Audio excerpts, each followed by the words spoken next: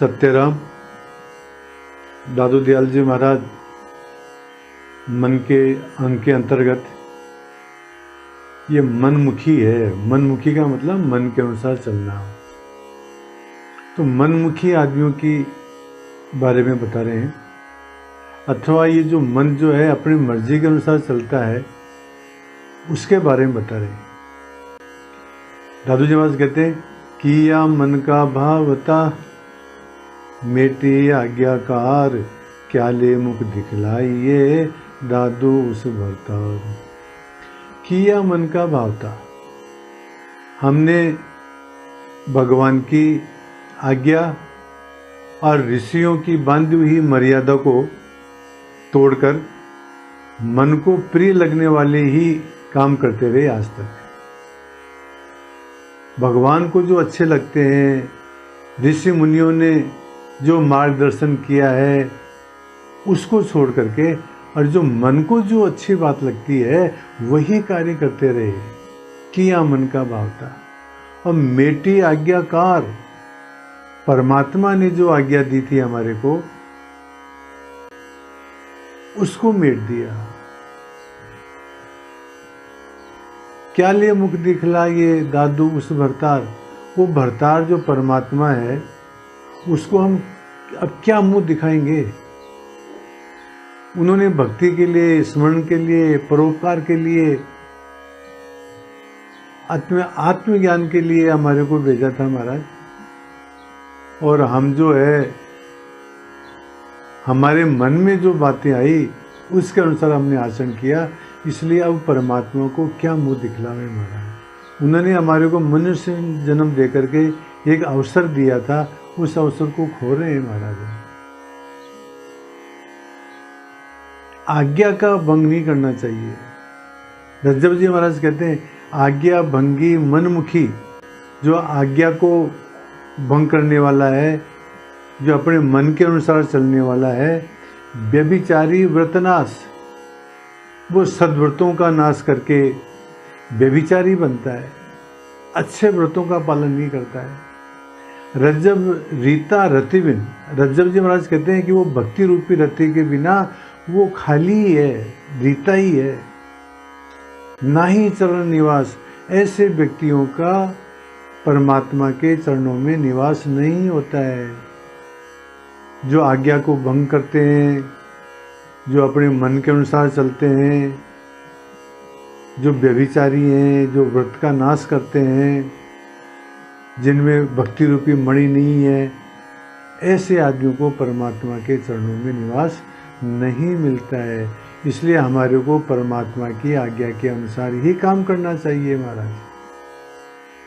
ये बात कर रहे। और कहते हैं दादू जी महाराज, इंद्रिय स्वार्थ सब किया, मन मांगे सो दीन, जा कारण जग सिर जिया, सो दादू कसून की। अरे वाह, इंद्रिय स्वार्थ सब किया, हमने सारे अर्थ और अनर्थ रूप कार्य किए महाराज। जो जो मन ने मांगा वो सब काम किए, चाहे वो सही काम हो और चाहे वो गलत काम हो।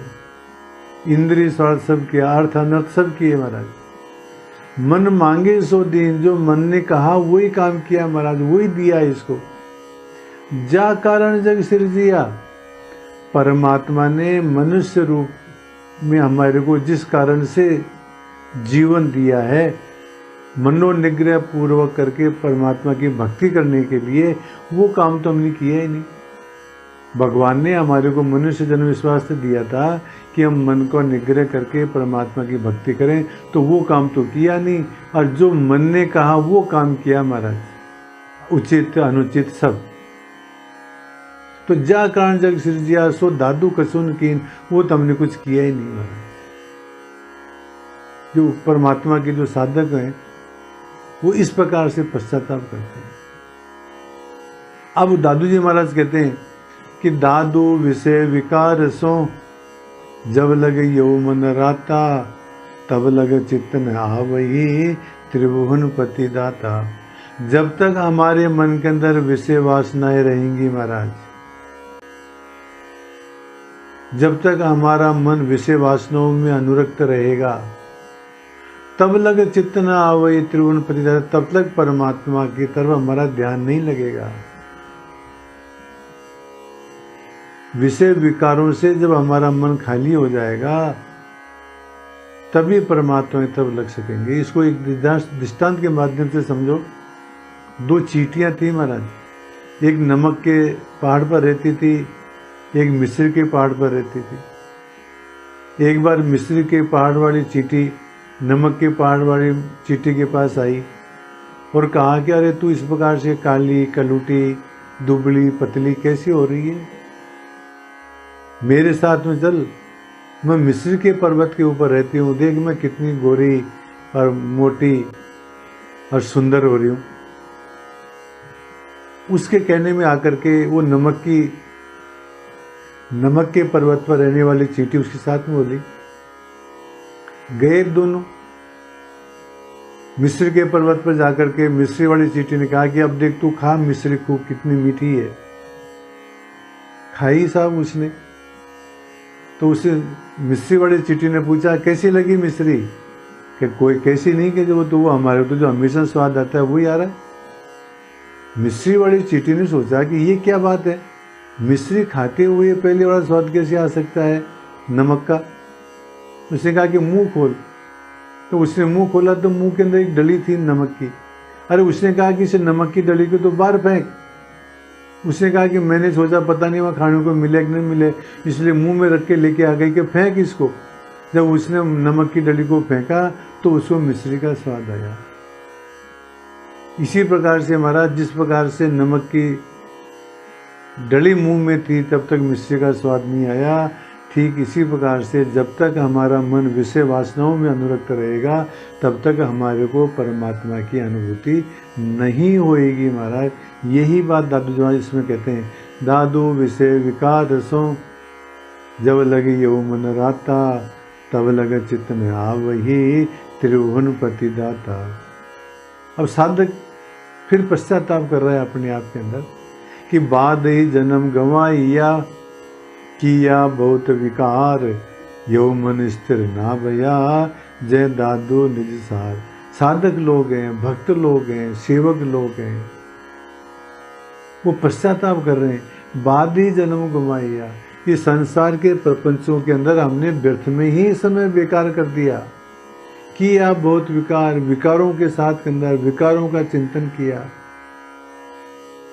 विकारों के वशीभूत होकर के और गलत सलत सब काम किए।